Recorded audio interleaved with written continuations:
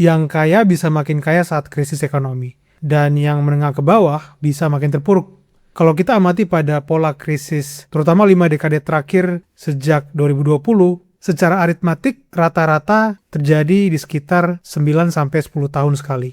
Artinya jika teori konservatif ini konsisten sejalan dengan analisis teknikal atau pseudoscience, maka potensi krisis atau guncangan akan terjadi di sekitar 2029 atau sampai dengan 2031. Nah, ketika ini terjadi, justru ada pihak yang bisa mengkapitalisasi krisis ini dan membuat mereka jadi lebih kaya. Karena kondisi pada saat itu, likuiditas sedang turun, sedang kering. Yang struktur modalnya menggunakan utang, bank mengetatkan kredit, sehingga individu atau perusahaan mulai terdesak dan kemudian menjual aset dengan harga murah. Kemudian retail investor panic selling, karena pasar merah. Dan bisnis atau perusahaan kecil mulai kesusahan kas. Mereka butuh nafas, akhirnya dengan valuasi rendah itu kemudian dijual.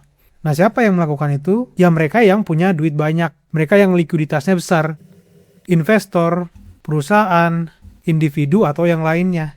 Jadi seolah krisis ini mendorong golongan menengah untuk menjual asetnya dengan harga diskon, yang nanti oleh orang-orang yang punya duit tersebut kemudian dibeli. Karena mereka mengkalkulasi, mereka tidak hanya sekedar melihat atau terjebak pada harga pasar yang tercermin pada grafik. Tapi mereka menghitung nilai intrinsiknya, nilai asli aset, atau mungkin lebih mudah nilai wajar. Karena mereka mengkalkulasi bahwa aset yang sedang jatuh, yang sedang turun, itu bukan karena buruk secara fundamental, tapi karena distress atau karena lagi sentimen. Sehingga mereka melihat ketika kondisi nilai wajarnya lebih besar daripada nilai pasar atau krisis, undervalue, terutama margin of safety-nya di atas 50, maka mereka beli aset.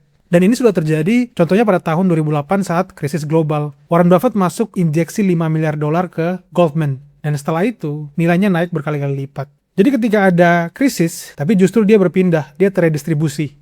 Dan siapa yang menang? Yang menang ya yang punya uang banyak, yang punya cash banyak, yang likuiditasnya besar. Dan juga mereka yang risk taker, mereka yang memutuskan untuk menggunakan leverage atau utang untuk mengkapitalisasi krisis ini.